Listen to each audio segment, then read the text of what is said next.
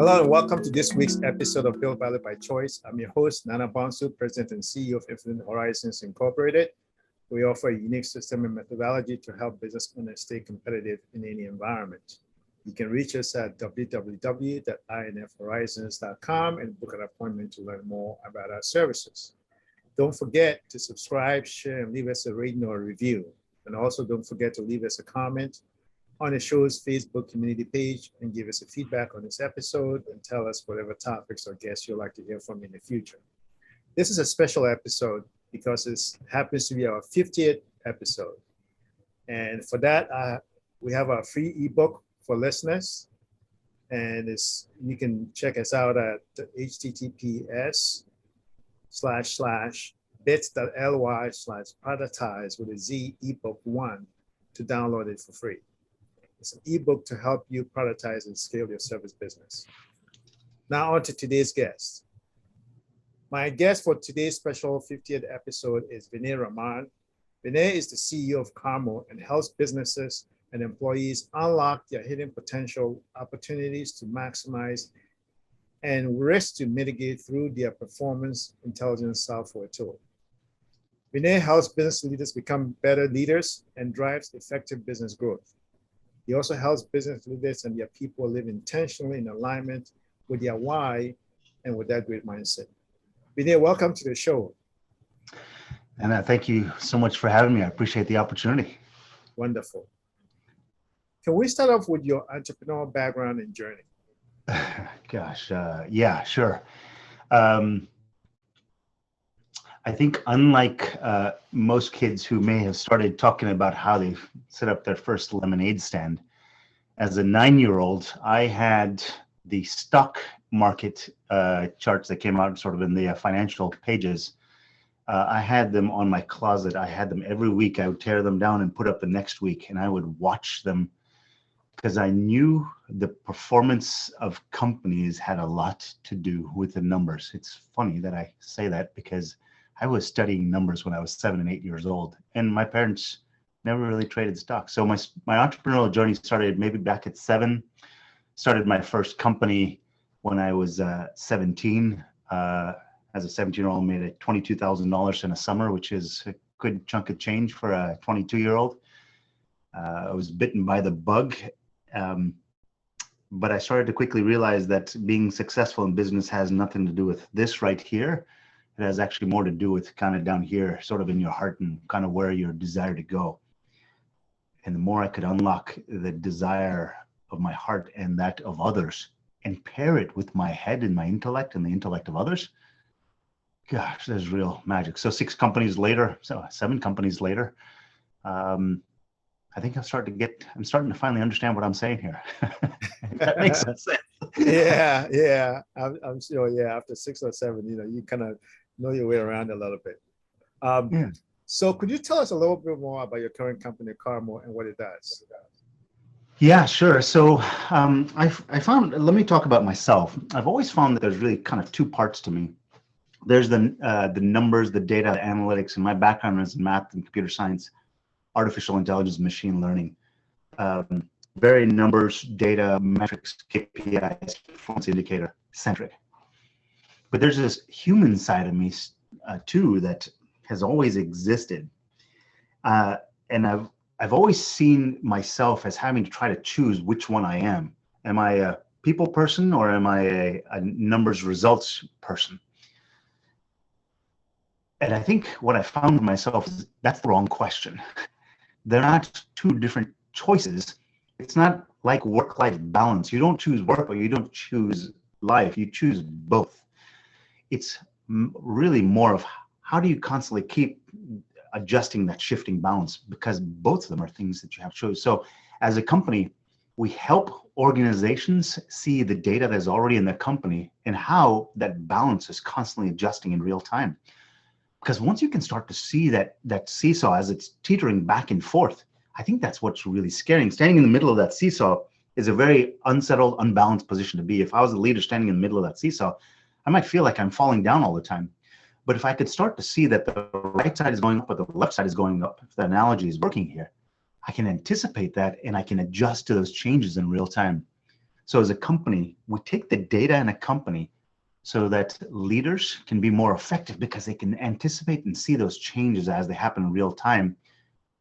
And you actually never really have control, but you can exert influence or change or shift your weight to be more effective. Does that make a little bit of sense there? Yeah. I mean, essentially, you're taking the data and then you're plotting some kind of a graph or a chart, which shows it's kind of like a volatility chart that you use on Wall Street or emotional sentiments, right? Yeah. And so, like, instead of saying like if the VIX is high, it's time to buy. If the VIX is low, it's time to go. In your case, you may have something like if the your emotional graph is high, that means this. If it's low, that means that. Roughly, right? Yeah, no, that's very right. I mean, before you decide to buy a stock, you don't just look at one dimension like a stock price. All right. So I want to, and I haven't actually looked at the price recently, but if I have a Google stock, hey, this thing is soaring. It's 800, it's $1,200 a share.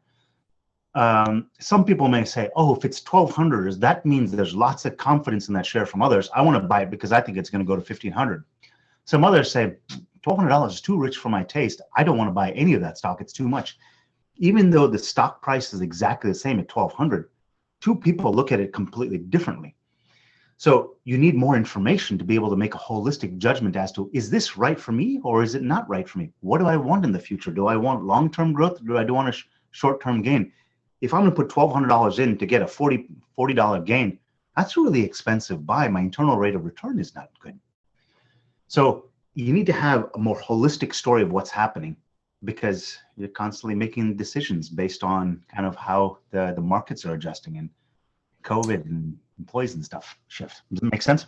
Yeah, and I imagine that really gives confidence to CEOs and the leadership team, right? Because you feel like you have your hand on the pulse, as opposed to, having to go do some survey that takes some time to gather. You got to like do a broad email blast. You say we're going to get ready to do some email survey to find an engagement. Use the employee net promoter score type of data, and then come back. And by that time, this is more what you do is a little bit more dynamic. Once you have the things instrumented, is that correct? Is it like more real time? Yeah, and I mean, how many people are out there are today full-time jobs as day traders, and whether that's a good choice or not, I mean, that's a whole different discussion, right? But they can only do that because they've got lots of visibility in real time as to what's happening in the stock market. There's lots of data there. They can see lots of offline studies as to what's happening to the oil and gas industry or what's happening in the tech industry. But then they can also see all of the Airbnb and all these unicorns rising and falling in real time, right? They've got lots of data and they can have the tools to do it. What if you could have that same level of visibility in real time for your organization? That's what we do as a company, right? We give you all of those insights so that you can start to draw conclusions as a leader and say, I see what's happening here. I know where to exert my time and my influence, my attention, because where you pay attention is where you get results. So imagine in real time, if you could start to see that there's a flag going up saying, hey, your employees are feeling left out. Well, that's where I'm going to go spend my time and attention, or not, right? That's the choice for you to make. You're probably the right one to make the choice. You may just not have the visibility that you need to be able to do it. Yeah, no, this is going to be very, very powerful. And I think a lot more organizations need to know about this. Now, how does this, I don't know if it applies, are you able to use this data, is leadership able to use this data to help scale and improve their business processes? Yeah, absolutely. So, I mean, we talked about the stock market. I mean, there's a concept in the stock market of Bollinger Bands. And basically what a Bollinger Band is, it shows, if Google rises from $800 to $1,200, the volatility of the stock, how much it fluctuates, how much jitter there is in the stock price, because it may go to 810, then down to 804, and then to 798, and back to 820, right? There's jitter in the price. The amount of volatility of that stock tells you how solid that process is. If over the course of a week, it goes 800 to 810, and every week it increases by 10 points. Let's say 800 to 810 to 820 to 830, 840. You're starting to build a lot of confidence that that's going to go to 850, right? Mm-hmm. But over the course of 3 or 4 weeks, if it goes from 800 to 820 down to 760, but to 820 down to 600, back to 1,000, you're like, I don't know where this thing is going tomorrow, right?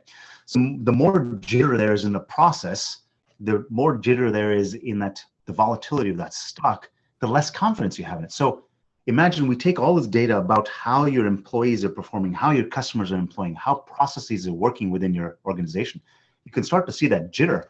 All of a sudden you start to see, this is a really good process because there's not a lot of variance, or this is not a good process because there's tremendous variance. So now you get to see if this process is working without lots of noise, that jitter, this is a good process. If it's not, I know what to work on. And that's where scalability comes from, is your ability to replicate the process and again and again and again. Does that make sense? Yeah. Because I mean, it's like Devin, says, like, basically you want to have a stable process before you improve it, right? Without a stable process, you got to look at the special, whatever is the special causes for that volatility is, and deal with that first before you try to scale. What are some of the challenges of using emotional data? Yeah, I'll tell you, for me personally, the biggest challenge with being emotional data is, first of all, 20 years ago, Vinay didn't think that emotions were important, first of all, right? So I came in and said, that's a bunch of hogwash. That's all woo-woo stuff. I don't really need that. But once I started to shift my mindset that people don't show up to do work for me, they show up to do work to support their lifestyle. Then all of a sudden, I start to see, I have a perspective that emotions matter so much. It is almost of paramount importance. Because if that person doesn't feel good about coming to work every day, I'm not going to get maximum productivity out of them because they don't even want to be there. The emotions matter completely, right? If I've had a disagreement with my wife in the morning, I come to work that day, I'm a little distracted. End of story. If I had a disagreement with my mother-in-law, my neighbor, or my kids got up in the morning and made me my favorite egg and cheese sandwich or whatever else it was, that may set me off on a fantastic path for that day. So being able to see the emotions in the data shows me a lot about how things are happening for my people, so I can see if they're really happy today. If they are, how do I support? If they're not, how do I support? It shifts how I can support them best that day. Because ultimately, at the end of the day, as the leader, I'm a coach.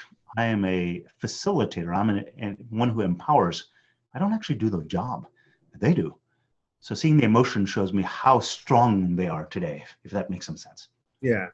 So you can get the best out of them.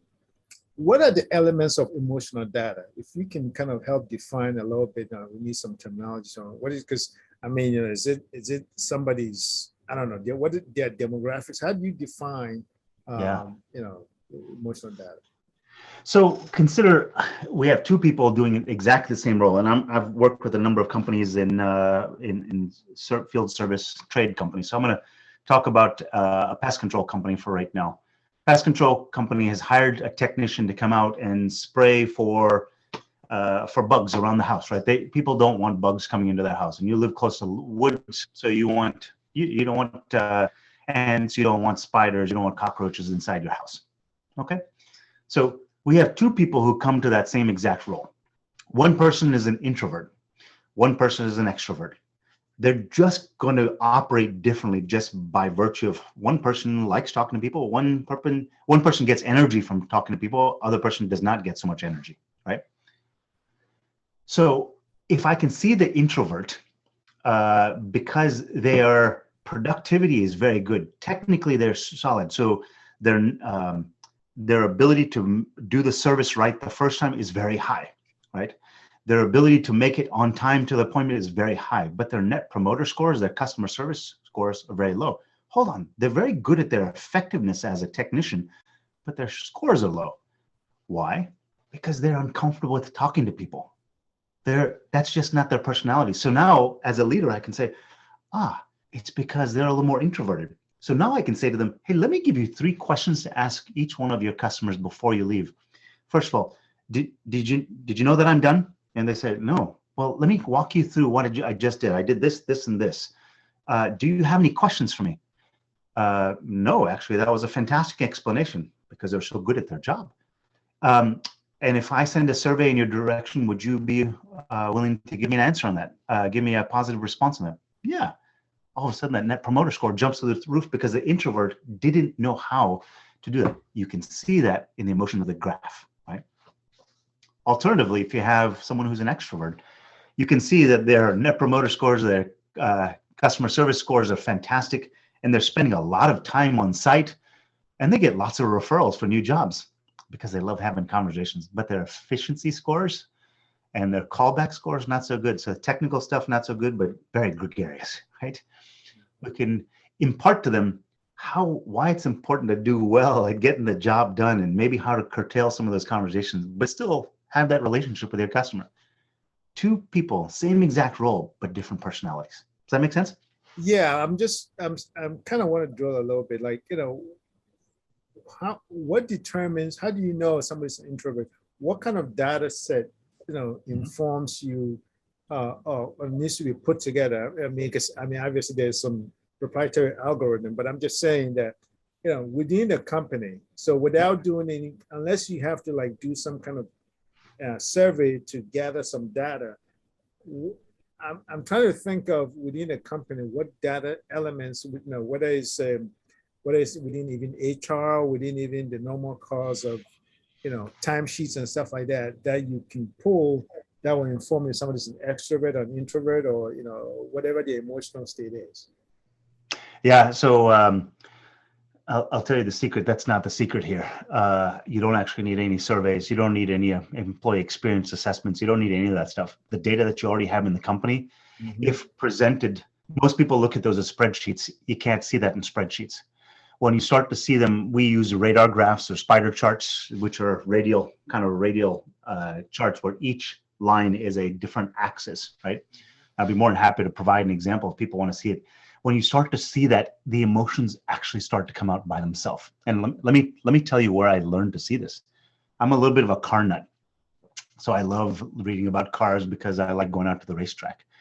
How do you compare a Porsche 911 versus a Chevy Corvette? They're two fantastic cars, but they have different personalities.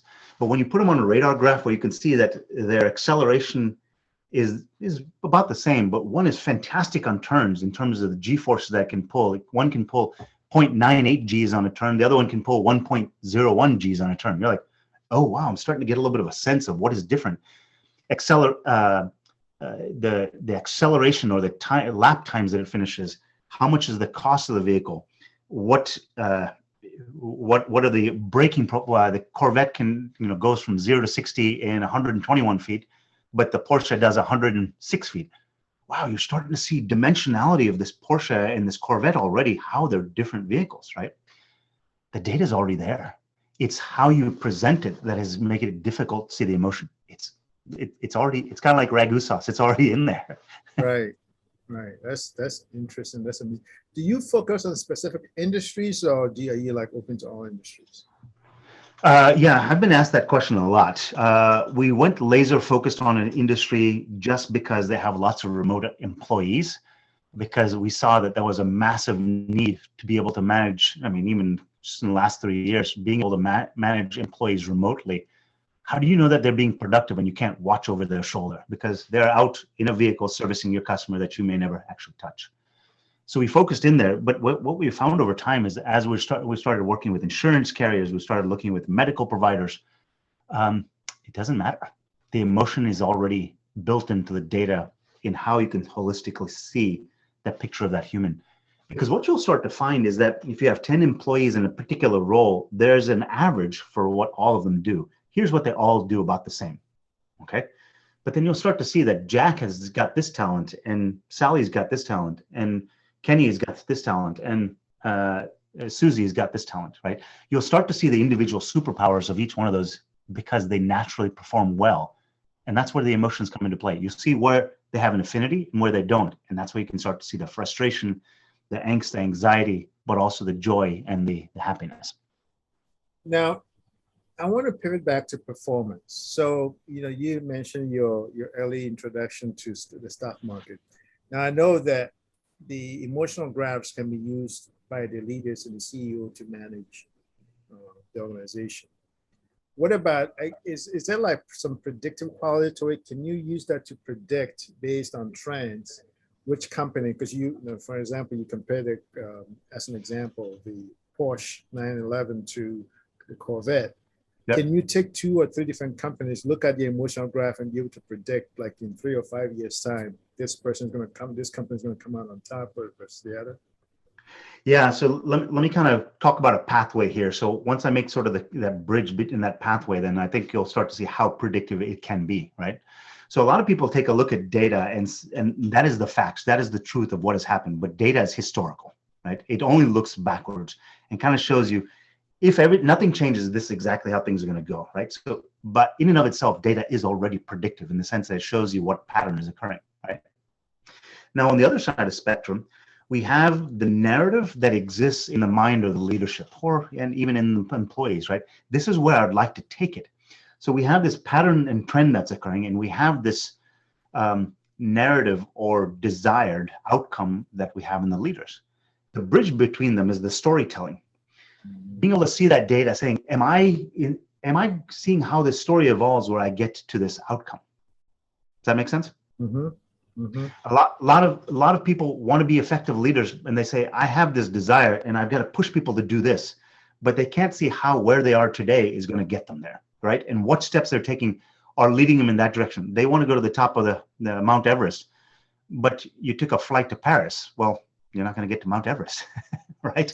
Because the data, it hasn't happened. So in that regard, if you design and understand what the why is, the purpose, the narrative, you can see how the data will allow you to achieve that narrative. So you can constantly tweak and tune what is happening in behavior to achieve the narrative and the outcomes that you desire. That desire is all futuristic. So 2 questions. Yeah. Number 1 is, can you use that?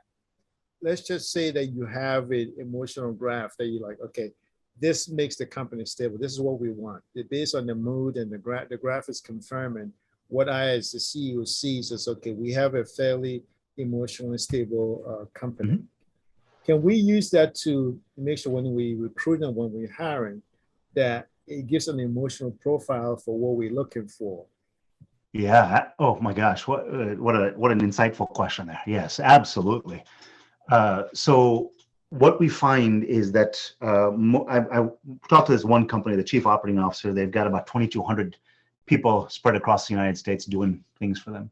And I asked them, I said, gosh, they're very seasonal. So they start hiring in March or April, and then it's an expected lifespan of the season till about November is when kind of they've laid all those people off.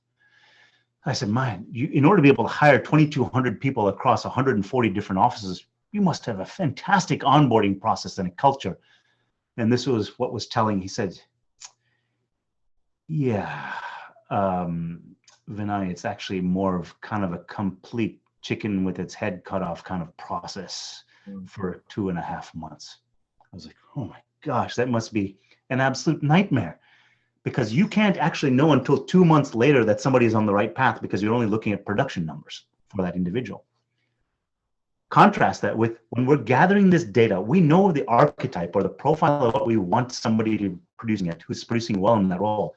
Within the first 2 or 3 days, we're already starting to see what elements that they do are doing really well, where they're very effective because they're fantastic at talking to people. So they're already starting to do upsells to customers. Fabulous, right? That's what a good employee will do. But a good employee will also complete their jobs effectively the first time, and they're not doing so well. So within a week, we're already starting to make tweaks and tunes in the adjustment. In that onboarding process, inside of 2 weeks, you should know that they're already heading in that perfect, towards that perfect profile.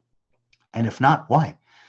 You can lay out those expectations before they come on board, saying, this is what you're going to look like every day. And they say, well, how do I know that I'm going to do well at this company? Well, let me give you the profile of, let you talk to 3 employees who are having difficulty in a role and how we gave them support.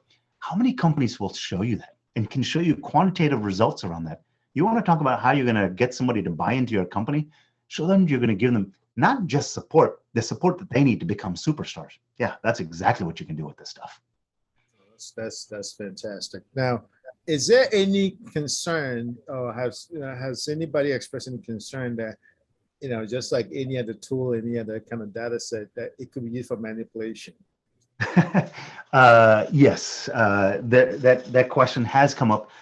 Actually, not as often as I've thought. I think it's come up maybe less than a dozen times. And the reason why is all the data. So we don't actually create any data at all because the data already exists within the organization. What we do allow is we give a set of tools or a new set of glasses for people to see that data with. Okay. So number one, we're not actually inventing anything new. It already exists.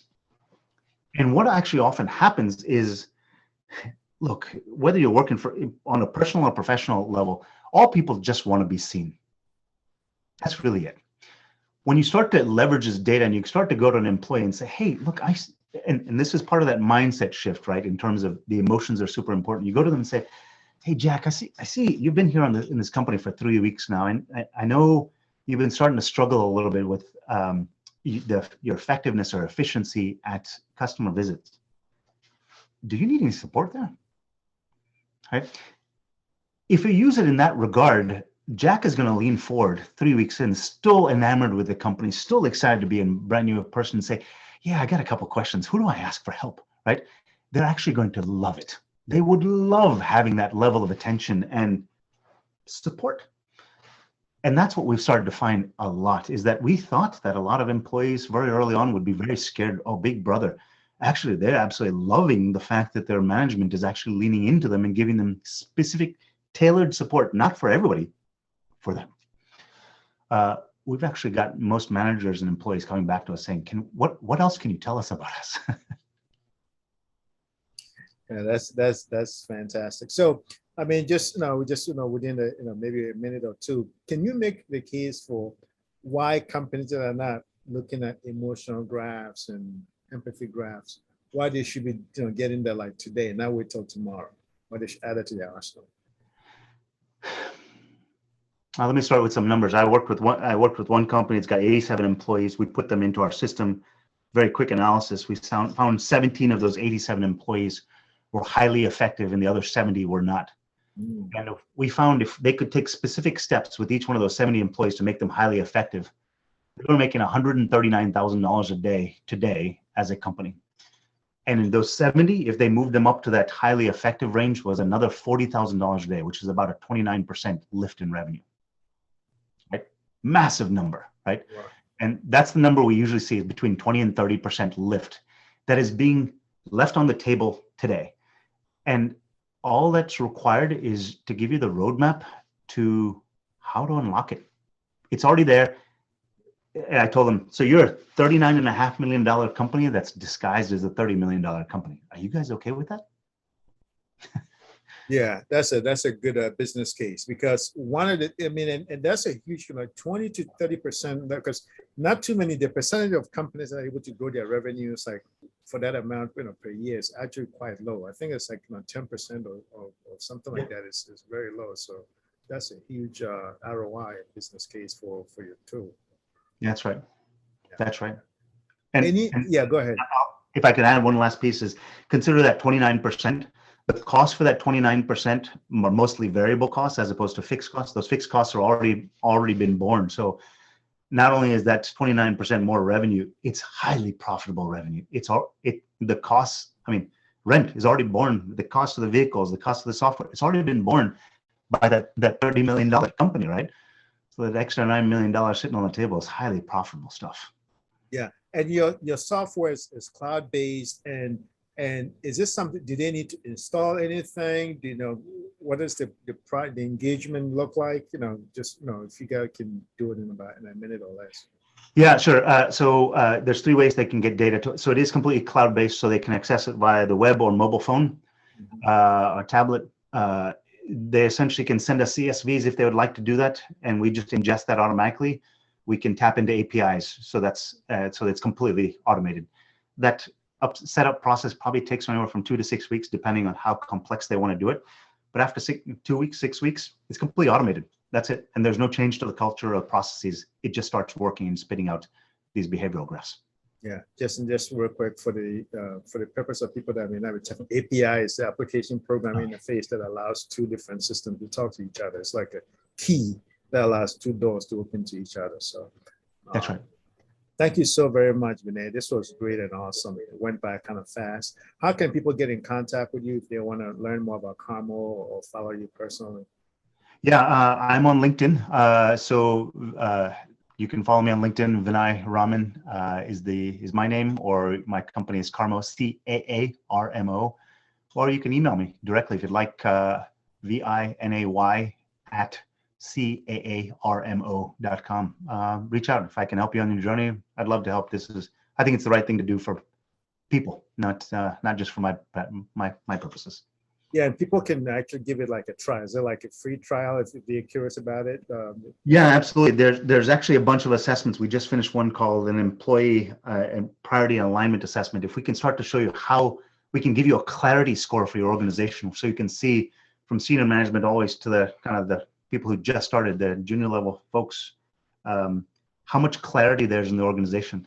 That alone will give you so much visibility into where you need to focus on building steps towards the vision you want to execute on. And it's a 3-minute assessment.